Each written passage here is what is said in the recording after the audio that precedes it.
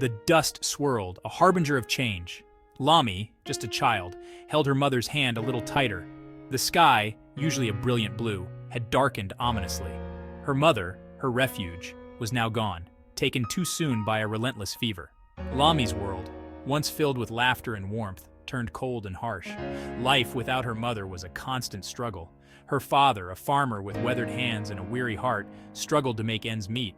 Lami, barely a teenager, had to leave school. She found work as a house help in the sprawling compound of Al-Haji Musa, a wealthy businessman known for his influence. The work was tiring, the days long, but Lami persevered. She clung to the memory of her mother's gentle smile, her soft lullabies. Her dreams, though faint, kept her going.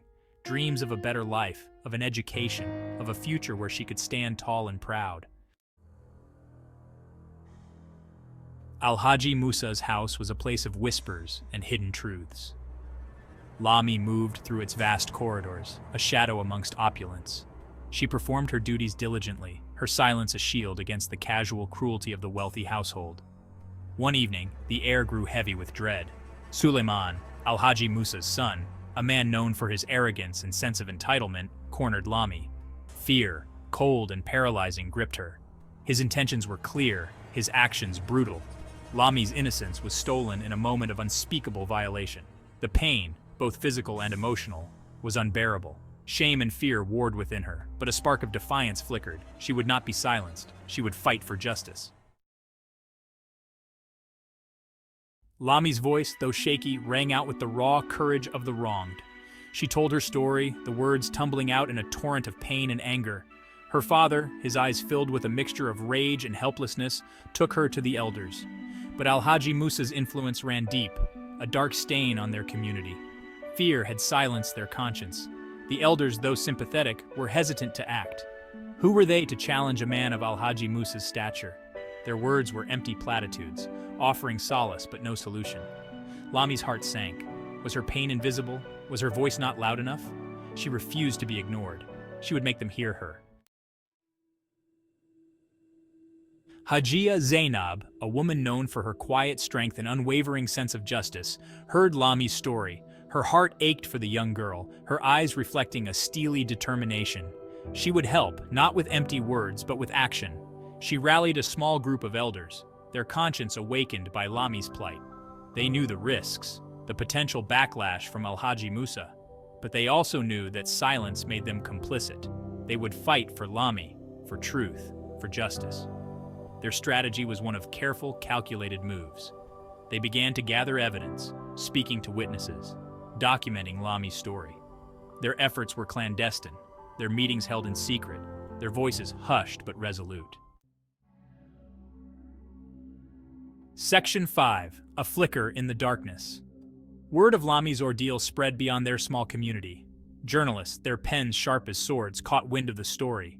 Activists, their voices strong and unwavering, rallied to her cause. They saw in Lami's struggle a reflection of a larger societal ill, a system that protected the powerful and silenced the vulnerable. They would use their platforms to amplify Lami's voice, to shine a light on the darkness that threatened to consume her. Newspapers ran headlines detailing Lami's accusations. Social media buzzed with demands for justice. The pressure on Al-Haji Musa and his son began to mount. The world was watching, and they could no longer hide in the shadows. Section 6. The Long Shadow of Fear. Al-Haji Musa, his face contorted in anger, felt his power threatened. How dare they, these insignificant people, challenge him? He would crush them, silence them, make them regret the day they dared to question him. His threats were veiled but menacing. The community, long accustomed to his influence, trembled. Fear, like a virus, spread through the village. People whispered in hushed tones, their eyes darting nervously. Lami's father, his weathered face etched with worry, feared for his daughter's safety. Was seeking justice worth putting her in harm's way? But Lami remained resolute. She would not be silenced by fear. Section 7. Small victories, fragile hope. Despite the fear that permeated their community, there were glimmers of hope. The journalists' relentless pursuit of truth started to yield results. Evidence carefully gathered by Hajia Zainab and her group of elders began to surface. A witness came forward, her voice trembling but firm. A doctor's report corroborated Lami's story. The walls were closing in, the truth pushing its way to the surface. These small victories, though significant, did little to ease the fear that hung heavy in the air. The fight was far from over. Al-Haji Musa, backed into a corner, would undoubtedly retaliate. Section 8. Unseen Hands, Steadfast Hearts.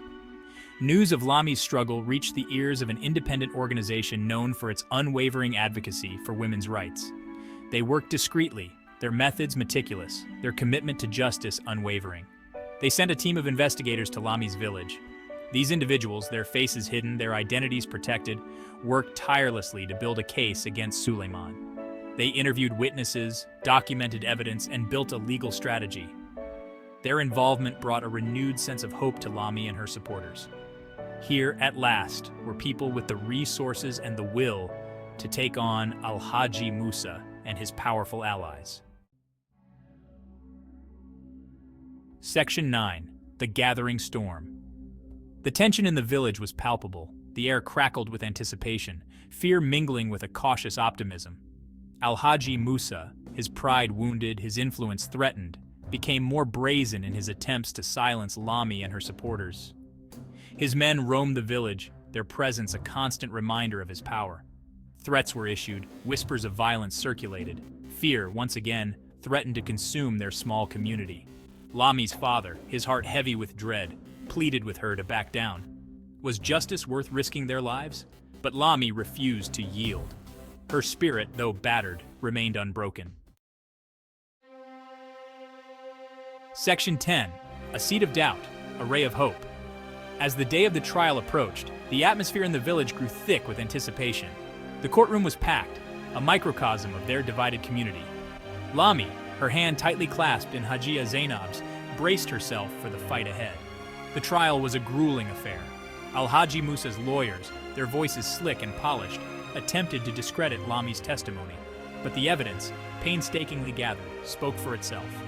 As the trial progressed, a seed of doubt was planted in the minds of those who had initially dismissed Lami's accusations. The truth, like a persistent vine, had a way of finding its way into the light. But would it be enough?